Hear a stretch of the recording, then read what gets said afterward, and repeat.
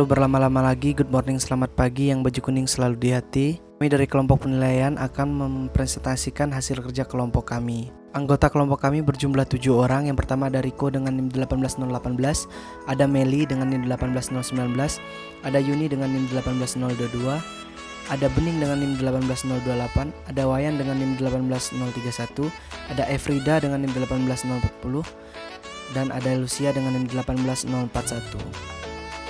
Pertama, konsep penilaian. Penilaian merupakan proses pengumpulan dan pengolahan informasi untuk mengukur pencapaian hasil belajar peserta didik yang ditempuh melalui berbagai teknik penilaian, menggunakan berbagai instrumen, dan berasal dari berbagai sumber, serta tidak hanya difokuskan pada hasil belajar, tetapi juga pada proses belajar. Selanjutnya, pendekatan penilaian. Penilaian seharusnya dilaksanakan melalui 3 pendekatan. Yang pertama ada assessment of learning atau penilaian akhir pembelajaran. Penilaian ini merupakan penilaian yang dilaksanakan setelah proses pembelajaran selesai. Proses pembelajaran selesai tidak selalu terjadi di akhir tahun, tetapi juga di akhir peserta didik menyelesaikan pendidikan pada jenjang tertentu. Contohnya, ujian nasional, ujian sekolah atau madrasah, dan berbagai bentuk penilaian sumatif. Yang kedua, assessment for learning atau penilaian untuk pembelajaran. Penilaian ini dilakukan selama proses pembelajaran berlangsung dan biasanya digunakan sebagai dasar untuk melakukan perbaikan proses belajar mengajar. Misalnya, pemberian tugas, presentasi, proyek, kuis, dan lainnya. Yang ketiga, assessment as learning atau penilaian sebagai pembelajaran. Penilaian ini mempunyai fungsi yang mirip dengan penilaian untuk pembelajaran, yang mempunyai fungsi sebagai formatif dan dilaksanakan selama proses pembelajaran berlangsung. Tetapi, dalam penilaian sebagai pembelajaran, melibatkan peserta didik secara aktif dalam kegiatan penilaian tersebut. Contoh dari penilaian ini yaitu, peserta didik diberi pengalaman untuk belajar menilai sendiri atau self-assessment dan penilaian antar teman. Prinsip penilaian. Dalam penilaian, harus memberikan hasil yang dapat diterima oleh semua pihak, baik yang dinilai, yang menilai, maupun pihak lain yang akan menggunakan hasil penilaian tersebut. Maka dengan hal ini, penilaian harus memperhatikan prinsip-prinsip sebagai berikut. 1. Sahih. Agar penilaian sahih atau valid, harus dilakukan berdasar pada data yang mencerminkan kemampuan yang diukur. 2. Objektif. Penilaian tidak dipengaruhi oleh subjektivitas nilai. Oleh karena itu, perlu dirumuskan pedoman penilaian sehingga dapat menyamakan persepsi penilai dan meminimalisir subjektivitas. Untuk penilai lebih dari satu, perlu dilihat reliabilitas atau konsistensi antar penilai untuk menjamin objektivitas tiap penilai. 3. Adil. Penilai tidak menguntungkan atau merugikan peserta didik karena perbedaan latar belakangnya. Tetapi, perbedaan hasil penilaian semata-mata harus disebabkan oleh perbedaan capaian belajar peserta didik pada kompetensi yang dinilai. 4. Terpadu. Penilaian oleh pendidik merupakan salah satu komponen yang tak terpisahkan dari kegiatan pembelajaran, sehingga penilaian harus mengacu pada proses pembelajaran yang dilakukan. Yang kelima, terbuka. Prosedur penilaian dan kriteria penilaian harus terbuka, jelas, dan dapat diketahui oleh siapapun. Keenam, menyeluruh dan berkesinambungan. Penilaian dilakukan dengan berbagai teknik dan instrumen, diselenggarakan sepanjang proses pembelajaran dan menggunakan pendekatan assessment as learning, for learning, and of learning secara proporsional. 7. sistematis. Penilaian dilakukan secara berencana dan bertahap dengan mengikuti langkah-langkah baku. 8. Beracuan kriteria. Penilaian pada kurikulum berbasis kompetensi menggunakan acuan kriteria yang artinya untuk menyatakan seorang peserta didik telah kompeten atau belum bukan dibandingkan terhadap capaian teman-teman atau kelompoknya, melainkan dibandingkan terhadap kriteria minimal yang ditetapkan. Kesembilan, akuntabel, yaitu penilaian dapat dipertanggungjawabkan baik dari segi teknik, prosedur, maupun hasilnya. Selanjutnya, penilaian dalam kurikulum 2013. Kurikulum 2013 merupakan kurikulum berbasis kompetensi. Hal penting yang harus diperhatikan ketika melaksanakan penilaian dalam kurikulum 2013 adalah KKM, remedial, dan pengayaan. Yang pertama ada KKM atau kriteria ketuntasan minimal. KKM adalah kriteria ketuntasan belajar yang ditentukan oleh satuan pendidikan dengan mengacu pada standar kompetensi lulusan, mempertimbangkan karakteristik peserta didik, karakteristik mata pelajaran, dan kondisi satuan pendidikan. Dalam menetapkan KKM, satuan pendidikan harus merumuskannya secara bersama-sama antara kepala sekolah, pendidik, dan tenaga kependidikan lainnya.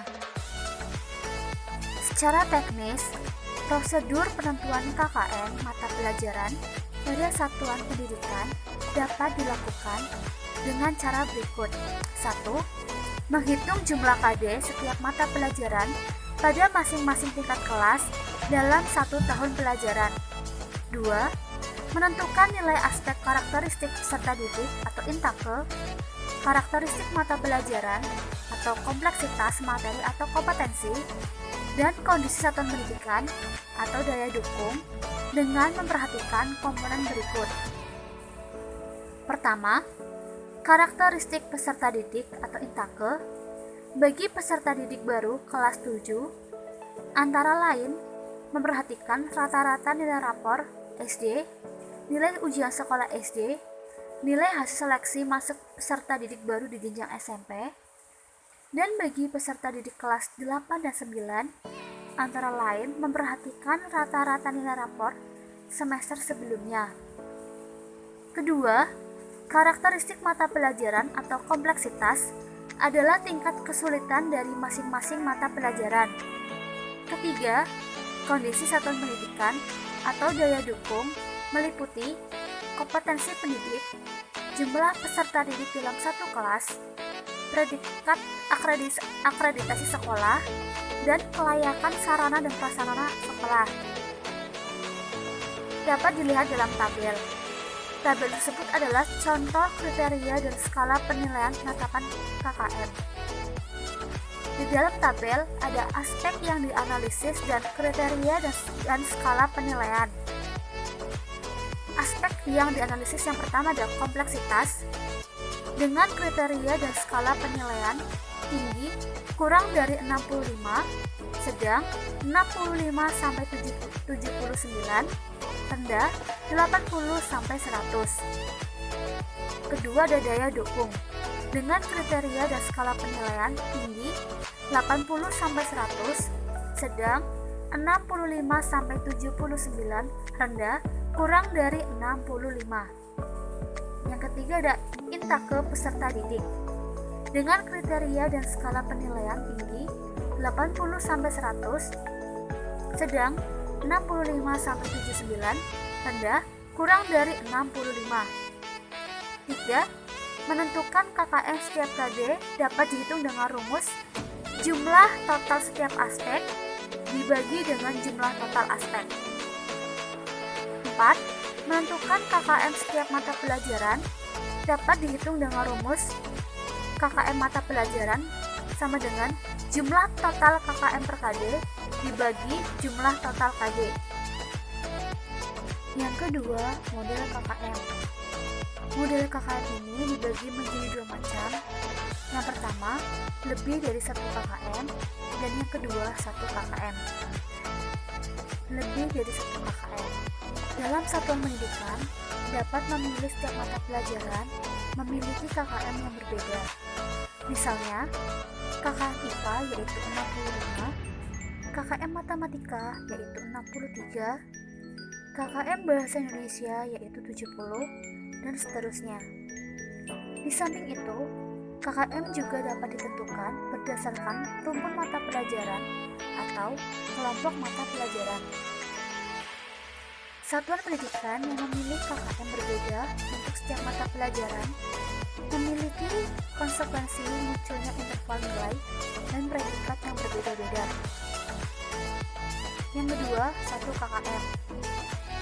Satuan pendidikan dapat memilih 1 KKM untuk semua mata pelajaran. Setelah KKM setiap mata pelajaran ditentukan, KKM satuan pendidikan dapat ditetapkan dengan memilih KKM yang terendah, rata-rata, atau modus dari seluruh KKM mata pelajaran. Untuk satuan pendidikan yang menetapkan hanya 1 KKM untuk semua mata pelajaran, maka interval nilai dan predikat dapat menggunakan satu ukuran. Misalnya, KKM menggunakan ukuran yang sudah lazim yaitu 60, berarti predikat cukup atau C dimulai dari 60. Ketiga, remedial dan pengayaan. Remedial merupakan program pembelajaran yang diperuntukkan bagi peserta didik yang belum mencapai KKM dalam satu KD tertentu. Remedial diberikan segera setelah peserta didik diketahui belum mencapai KKM untuk memenuhi kebutuhan dan hak peserta didik yang disesuaikan dengan jenis dan tingkat kesulitan. Pelaksanaan pembelajaran remedial disesuaikan dengan jenis dan tingkat kesulitan yang dapat dilakukan dengan cara pemberian bimbingan secara individu, pemberian bimbingan secara kelompok, pemberian pembelajaran ulang dengan metode dan media yang berbeda, serta pemanfaatan persebaya. Selanjutnya, pengayaan. Pengayaan merupakan program pembelajaran yang diberikan kepada peserta didik yang telah melampaui KKM. Fokus pengayaan adalah pendalaman dan perluasan dari kompetensi yang dipelajari. Bentuk pelaksanaan pembelajaran pengayaan dapat dilakukan melalui belajar kelompok dan belajar mandiri. Dengan demikian, dapat disimpulkan, peserta didik yang belum mencapai KKM berarti belum tuntas dan wajib mengikuti program remedial. Sedangkan, peserta didik yang sudah mencapai KKM dan dinyatakan tuntas dapat diberikan pengayaan. Selanjutnya adalah penilaian oleh pendidik. Ini ada 3, yang pertama penilaian sikap, yang kedua penilaian pengetahuan, dan yang ketiga penilaian keterampilan.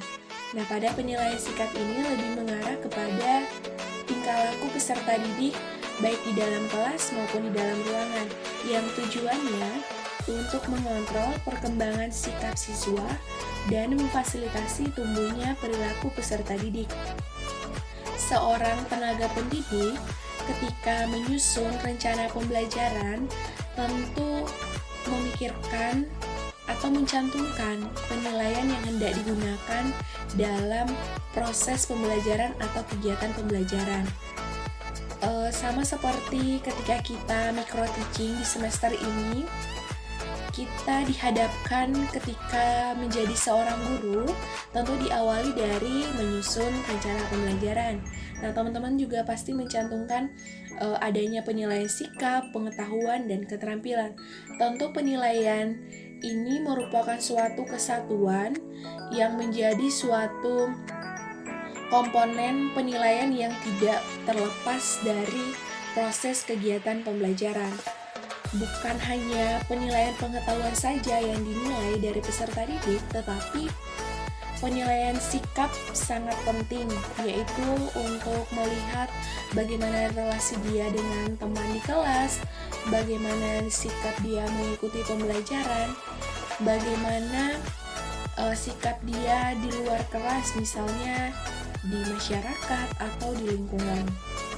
Nah, teknik penilaian pada sikap ini yaitu observasi. Ini dapat berupa instrumen yang lembar observasi atau buku jurnal. Nah, teknik lain yakni penilaian diri sendiri dan penilaian antar teman. Selanjutnya adalah lembar observasi. Hasil pengamatan sikap dituangkan dalam bentuk catatan anekdot, catatan kejadian tertentu, dan informasi lain yang valid dan relevan yang dikenal dengan jurnal. Teman-teman bisa melihat contoh pada slide ini ada berupa tabel. Pada tanggal 13 bulan 11 tahun 2020, nama peserta didiknya adalah Riki Bima. Catatan perilakunya adalah tidak mengikuti sholat Jumat yang diselenggarakan di sekolah. Butir sikapnya adalah ketakwaan, sehingga tindak lanjutnya adalah pembinaan. Jadi pada lembar observasi, itu nanti akan diisi berupa catatan kejadian tertentu. Misalnya adalah sebagai contoh yang ada di slide ini. Selanjutnya adalah penilaian diri. Teman-teman bisa melihat tabel yang ada di slide yang berisi pernyataan-pernyataan. Nah, dalam hal ini peserta didik diberikan kebebasan untuk mengidentifikasi kelebihan dan kekurangan sikapnya dalam berperilaku. Dan selain itu juga, ini dapat menumbuhkan nilai-nilai kejujuran dan meningkatkan kemampuan refleksi peserta didik. Pada pernyataan yang nomor 1, saya selalu berdoa sebelum melakukan aktivitas. Nah, ketika siswa merasa dia melakukannya, maka akan diberi tanda centang pada kolom ya, dan begitu juga sebaliknya. Nah, ada 10 pernyataan yang akan diisi oleh peserta didik. Nah, hasil penilaian diri peserta didik ini dapat digunakan sebagai data konfirmasi perkembangan sikap peserta didik. Selanjutnya, penilaian antar teman. Penilaian yang dilakukan oleh peserta didik yang satu terhadap peserta didik yang lainnya terkait dengan sikap atau perilaku peserta didik yang akan dinilai. Instrumen penilaian diri dapat berupa lembar penilaian diri yang berisi butir-butir pernyataan sikap positif yang diharapkan dengan kolom ya atau tidak. Contoh format penilaian antar teman, teman-teman bisa melihat pada slide ini ada 7 pernyataan yang akan diisi oleh peserta didik. Petunjuknya sama, yaitu diberi tanda centang pada kolom ya atau tidak sesuai dengan keadaan yang sebenarnya. Nah, perlu digarisbawahi, pernyataan ini dapat diubah atau ditambah sesuai dengan butir-butir sikap yang akan dinilai. Kemudian, hasil dari penilaian antar teman ini yang nantinya akan ditindaklanjuti oleh pendidik dengan memberikan bantuan fasilitasi terhadap peserta didik yang belum menunjukkan sikap yang diharapkan. Selanjutnya, perencanaan penilaian sikap. Penilaian sikap pada mata pelajaran Pendidikan Agama Budi Pekerti dan PPKN diturunkan dari kompetensi dasar pada KI 1 dan KI 2. Kemudian dirumuskan indikator pencapaiannya. Sedangkan pada mata pelajaran lainnya tidak dikembangkan kompetensi dasar. Yang dikembangkan adalah sikap spiritual dan sikap sosial yang muncul secara alami selama proses pembelajaran di kelas maupun di luar kelas. Contohnya adalah jujur, disiplin, tanggung jawab, santun, percaya diri, dan peduli. Selanjutnya adalah pelaksanaan penilaian. Penilaian sikap dilakukan oleh guru mata pelajaran selama proses pembelajaran pada jam pelajaran atau di luar jam pelajaran, guru bimbingan konseling atau BK, dan wali kelas selama peserta didik di luar jam pelajaran. Penilaian sikap spiritual dan sosial ini dilakukan secara terus-menerus selama 1 semester. Guru mata pelajaran, guru BK, dan wali kelas mengikuti perkembangan sikap spiritual dan sosial serta mencatat perilaku peserta didik yang sangat baik atau kurang baik dalam jurnal. Segera setelah perilaku tersebut teramati atau menerima laporan tentang perilaku peserta didik. Selanjutnya adalah pengolahan hasil penilaian. Yang pertama, guru mata pelajaran, wali kelas, dan guru BK mengelompokkan catatan-catatan sikap pada jurnal yang dibuatnya ke dalam sikap spiritual dan sikap sosial. Kemudian, membuat rumusan deskripsi singkat terkait dengan sikap spiritual dan sikap sosial berdasarkan catatan-catatan jurnal untuk setiap peserta didik. Yang ketiga, menyimpulkan atau merumuskan deskripsi capaian sikap spiritual dan sosial setiap peserta didik. Dan yang terakhir adalah melaporkan hasil penilaian sikap dalam bentuk predikat dan deskripsi. Kemudian, pemanfaatan dan tindak lanjut hasil penilaian menjadi dasar untuk tindak lanjut oleh pihak sekolah. Selanjutnya adalah penilaian pengetahuan. Penilaian pengetahuan adalah proses pengumpulan dan pengolahan informasi untuk mengukur proses dan hasil pencapaian kompetensi peserta didik yang berupa kombinasi penguasaan proses kognitif atau kecakapan berpikir, mengingat, memahami, menerapkan, menganalisis, mengevaluasi, dan mengkreasi dengan pengetahuan faktual, konseptual, prosedural, maupun metakognitif. Selanjutnya adalah teknik penilaian pengetahuan. Teknik yang biasa digunakan adalah tes tertulis, tes lisan, dan penugasan. Yang pertama adalah tes tertulis, yaitu tes yang soal dan jawaban disajikan secara tertulis, berupa pilihan ganda, isian, benar salah, menjodohkan, dan uraian. Langkah-langkah menyusun instrumen tes tertulis. Yang pertama, yaitu memeriksa kompetensi dasar dan indikatornya. Yang kedua, menetapkan tujuan penilaian. Ketiga, menyusun kisi-kisi. Keempat, menulis soal berdasarkan kisi-kisi dan kaidah penulisan soal. Dan yang terakhir, menyusun pedoman penskoran.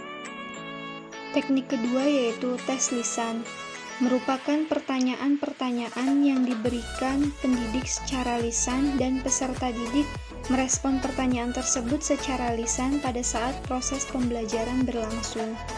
Yang ketiga, penugasan. Penugasan adalah pemberian tugas kepada peserta didik untuk mengukur dan atau memfasilitasi peserta didik memperoleh atau meningkatkan pengetahuan. Perancangan penilaian pengetahuan, yaitu dimulai dari perencanaan penilaian, yaitu menetapkan tujuan penilaian, menentukan bentuk penilaian, dan memilih teknik penilaian. Selanjutnya, penyusunan kisi-kisi, yaitu menyusun kisi-kisi, menulis soal berdasarkan kisi-kisi dan kaidah penulisan soal, dan menyusun pedoman penskoran. Pelaksanaan penilaian. Pelaksanaan penilaian adalah eksekusi atas perencanaan dan penyusunan instrumen penilaian. Waktu dan frekuensi penilaian dilakukan berdasarkan pemetaan dan perencanaan yang dilakukan oleh pendidik, sebagaimana yang tercantum dalam program semester dan program tahunan. Berdasarkan bentuknya, pelaksanaan penilaian terdiri dari pelaksanaan penilaian harian atau PH, dan penilaian tengah semester atau PTS, dan penilaian akhir semester atau HPA. Penilaian harian dilaksanakan setelah serangkaian kegiatan pembelajaran berlangsung sebagaimana yang direncanakan dalam RPP. Pengolahan hasil penilaian. Yang pertama, hasil penilaian harian atau HPH. HPH merupakan nilai rata-rata yang diperoleh dari hasil penilaian harian melalui tes tertulis atau penugasan untuk setiap KD. Dalam perhitungan nilai rata-rata dapat diberikan pembobotan untuk nilai tes tertulis dan penugasan, misalnya 60% untuk bobot tes tertulis dan 40% untuk penugasan. Yang kedua adalah hasil penilaian tengah semester atau HPTS. HPTS merupakan nilai yang diperoleh dari penilaian tengah semester atau PTS melalui tes tertulis dengan materi yang diujikan terdiri atas semua KD dalam tengah semester. Yang ketiga adalah hasil penilaian akhir semester atau HPAS. HPAS merupakan nilai yang diperoleh dari penilaian akhir semester atau PAS melalui tes tertulis dengan materi yang diujikan terdiri atas semua KD dalam satu semester. Kemudian hasil penilaian akhir atau HPA. HPA merupakan hasil pengolahan dari HPH, HPTS, dan HPAS dengan menggunakan formulasi dengan atau tanpa pembobotan yang ditetapkan oleh satuan pendidikan. Berikut adalah contoh tabel HPA. Di sini ada Ami dan Budi. Misalkan perolehan nilai harian, tengah semester, akhir semester Ami dan Budi adalah seperti yang di tabel. Dan ini adalah HPA, hasil penilaian akhir, dan pembulatannya. Berikut adalah perhitungan HPA yang diperoleh oleh Ami dan Budi dengan menggunakan pembobotan HPH, HPTS, HPAS 2:1:1. Berikut ini contoh yang diperhitungkan adalah HPA atas nama Ami dengan perhitungan 2:1:1. HPA sama dengan 2 kali HPH plus 1 kali HPTS plus 1 kali HPAS dibagi 4 sama dengan 2 kali 73,19 plus 1 kali 90 plus 1 kali 80 dibagi 4 dan diperoleh hasil 79,09 dibulatkan menjadi 79. Maka nilai akhir Ami yaitu sebesar 79. Sekolah dapat menggunakan skala untuk penetapan predikat sesuai dengan KKM yang ditetapkan oleh satuan pendidikan. Nah, berdasarkan penetapan predikat, Ami memperoleh nilai B yaitu baik. Pemanfaatan dan tindak lanjut atas hasil penilaian. Yang pertama yaitu mengetahui kemampuan dan perkembangan peserta didik. Kedua, memberi gambaran tingkat keberhasilan pendidikan pada satuan pendidikan. Ketiga, menentukan langkah atau upaya yang harus dilakukan dalam meningkatkan kualitas proses dan hasil belajar oleh pendidik, satuan pendidikan, orang tua, peserta didik, maupun pemerintah. Selanjutnya kita masuk ke penilaian keterampilan. Penilaian keterampilan adalah penilaian yang dilakukan untuk mengukur kemampuan peserta didik dalam menerapkan pengetahuan dalam melakukan tugas tertentu di berbagai macam konteks sesuai dengan indikator pencapaian kompetensi. Penilaian keterampilan dapat dilakukan dengan 4 teknik, yaitu penilaian praktik, produk, proyek, dan portofolio. Penilaian praktik yaitu penilaian keterampilan melakukan suatu aktivitas sesuai dengan tuntutan kompetensi.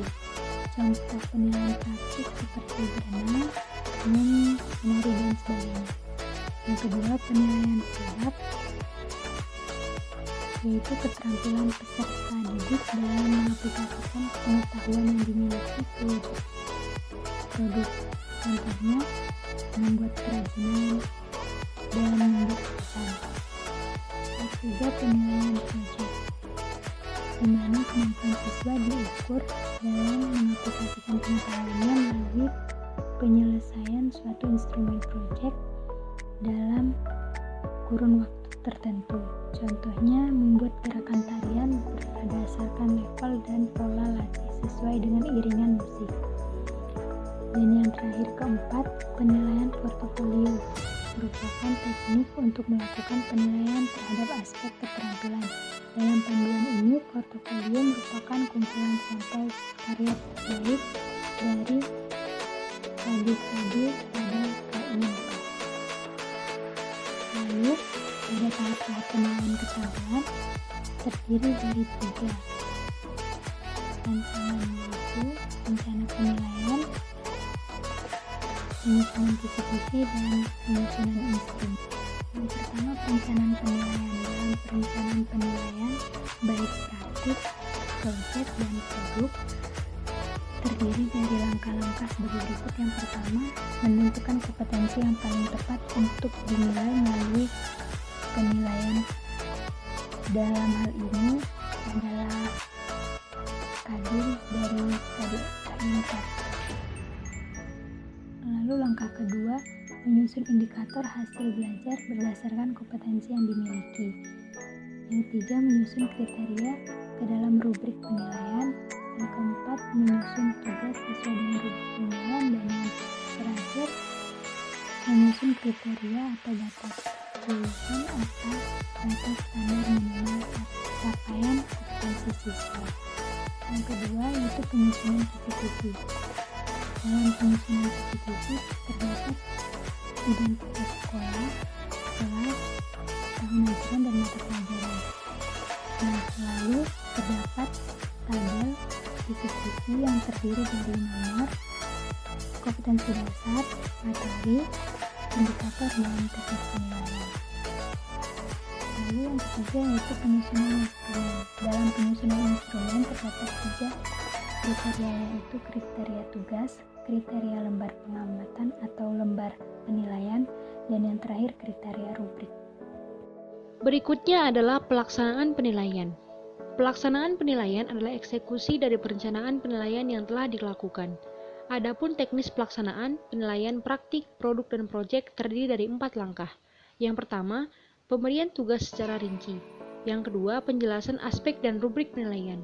Yang ketiga, pelaksanaan penilaian sebelum, selama, dan setelah siswa melakukan pembelajaran. Yang keempat, pendokumentasian hasil penilaian. Jadi, teman-teman, ini adalah contoh pengolahan nilai keterampilan IPA semester 1 kelas 7 siswa A. Sebelumnya teman-teman sudah melihat gambar tentang penilaian dalam satu semester. Nah, di sini teman-teman bisa lihat ini adalah tabel penghasilan skor.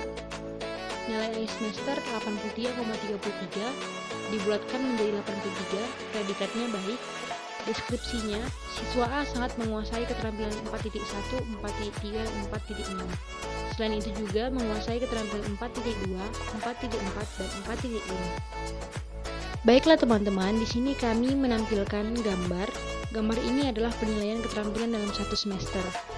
Nilai keterampilan diperoleh dari hasil penilaian praktik, produk, proyek, dan portofolio. Hasil penilaian dengan teknik praktik dan proyek dirata-ratakan untuk memperoleh nilai akhir keterampilan pada setiap mata pelajaran. Seperti pada pengetahuan dan penulisan capaian keterampilan pada rapor, yakni menggunakan angka pada skala 0 sampai 100.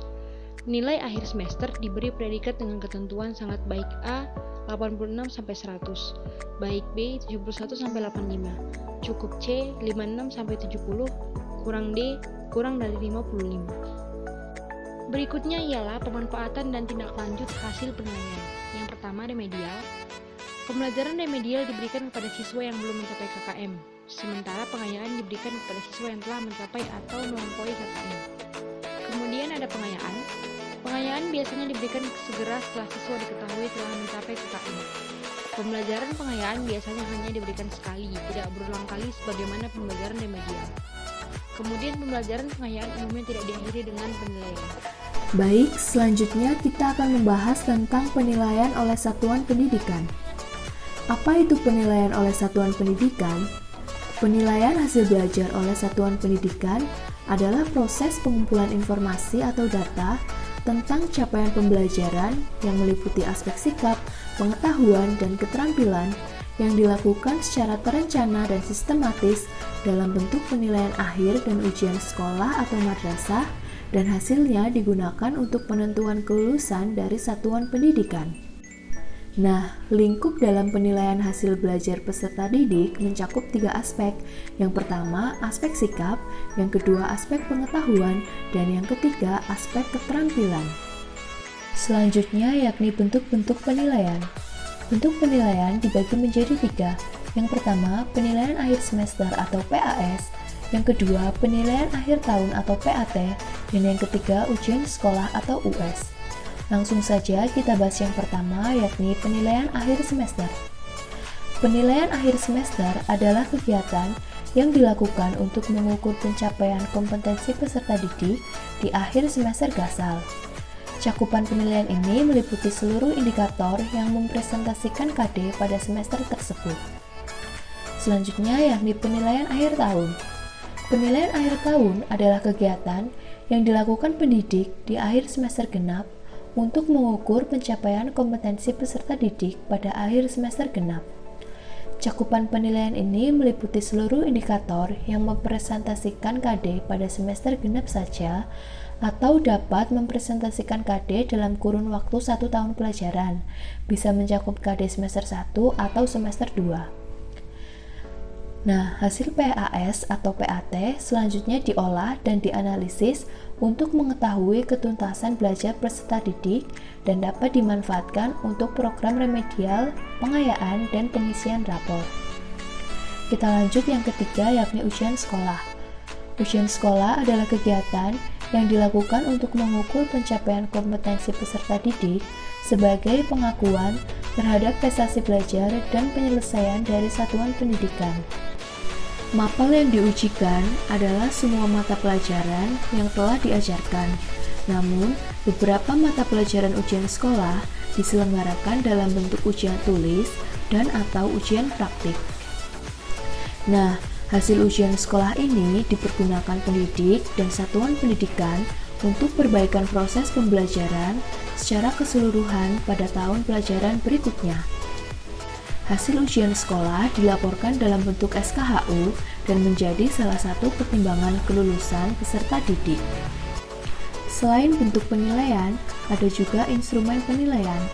Instrumen penilaian yang digunakan oleh satuan pendidikan dalam bentuk penilaian akhir dan atau ujian sekolah memenuhi prasyarat substansi, konstruksi, dan bahasa, serta memenuhi validitas empiris. Selanjutnya yakni perencanaan penilaian.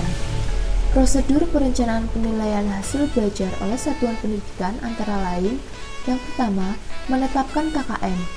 Satuan pendidikan menetapkan KKM untuk peserta didik kelas 7, 8, dan 9 melalui rapat Dewan Guru.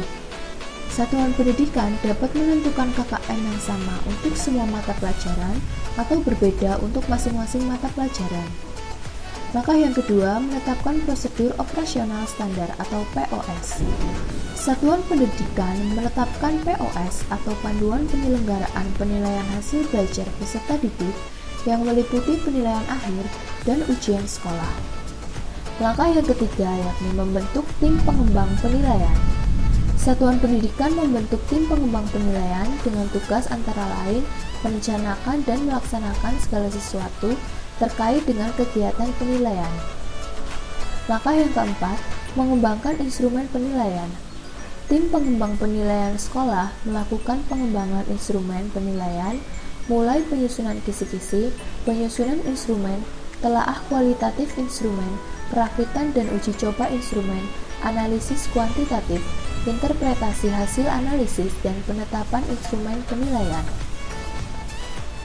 Selanjutnya yakni pengolahan, pemanfaatan, dan tindak lanjut hasil penilaian. Yang pertama, pengolahan. Pengolahan dibagi menjadi dua, yakni pengolahan nilai rapor dan pengolahan nilai PAS, PAT, dan US.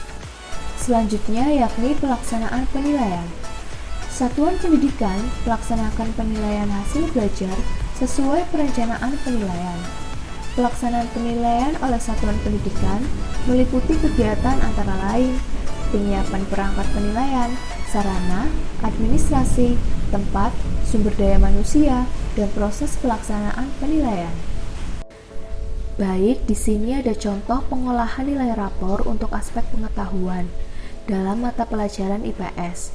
Teman-teman bisa memperhatikan di dalam tabel ada beberapa kolom.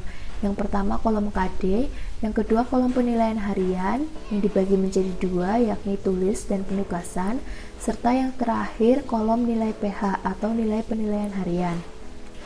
Nah, dalam melakukan penghitungan nilai penilaian harian, satuan pendidikan dapat melakukan pembobotan terhadap teknik tes tulis dan penugasan. Misalnya disepakati bahwa bobot untuk tes tulis 60% dan penugasan 40%. Maka untuk menghitung nilai penilaian harian, kita ambil contoh KD 3.1. Dalam KD 3.1, penilaian harian tes tertulis mendapatkan nilai 85. Karena tadi tes tertulis memiliki bobot 60%, maka 85 dikalikan 60%, hasilnya 51. Sedangkan untuk penugasan terdapat dua nilai, yakni 90 dan 84. Oleh karena itu, kita menambahkan tugas pertama dan tugas kedua dibagi menjadi dua, yakni tugas pertama nilainya 90 ditambah tugas kedua nilainya 84 dibagi menjadi dua. Kemudian dikalikan dengan bobot penugasan yakni 40%, hasilnya 34,8. Untuk memperoleh nilai penilaian harian, maka hasil penghitungan tes tulis dan penugasan ditambahkan. Tadi 51 ditambah 34,8 diperoleh nilai 85,8. Oleh karena itu, untuk nilai penilaian harian KD 3.1 mendapatkan 85,8. Penghitungan tersebut juga berlaku untuk KD 3.2, KD 3.3, dan seterusnya. Nah, seperti ini contoh penghitungan pengolahan nilai pengetahuan yang telah kita lakukan tadi. Baik, selanjutnya di sini ada contoh pengolahan nilai rapor untuk aspek keterampilan dalam mata pelajaran IPS. Teman-teman bisa mencermati tabel. Di situ ada beberapa kolom, yakni kolom KD, praktik, produk, proyek, dan nilai KD. Untuk KD 4.1, penilaian menggunakan nilai optimum karena teknik penilaian yang dilakukan sama, yaitu praktik, dan dilakukan lebih dari satu kali penilaian, di mana nilai praktik yang paling tertinggi yakni 90, maka nilai KD 90. Kemudian untuk KD 4.4, penilaiannya menggunakan nilai optimum pada produk, yakni 90, kemudian dirata-rata dengan nilai proyek, yakni 86, sehingga diperoleh nilai 88. Begitu juga seterusnya. Kemudian nilai akhir semester diperoleh berdasarkan rata-rata nilai akhir keseluruhan KD keterampilan yang dibulatkan, yaitu 90 ditambah 86 ditambah 75 ditambah 88 ditambah 85, kemudian dibagi sejumlah KD, yakni 5 KD, maka diperoleh nilai 84,8 sama dengan 85 karena dibulatkan. Selanjutnya yakni pemanfaatan dan tindak lanjut hasil penilaian. Yang pertama, membuat laporan kemajuan belajar peserta didik dari nilai rapor. Yang kedua, menata kembali seluruh materi pembelajaran setelah melihat hasil PAS dan PAT. Yang ketiga, melakukan perbaikan dan penyempurnaan instrumen penilaian. Dan yang keempat, merancang program pembelajaran di semester berikutnya. Sekian presentasi dari kelompok kami. Apabila ada kata yang kurang berkenan, mohon dimaklumi. Terima kasih.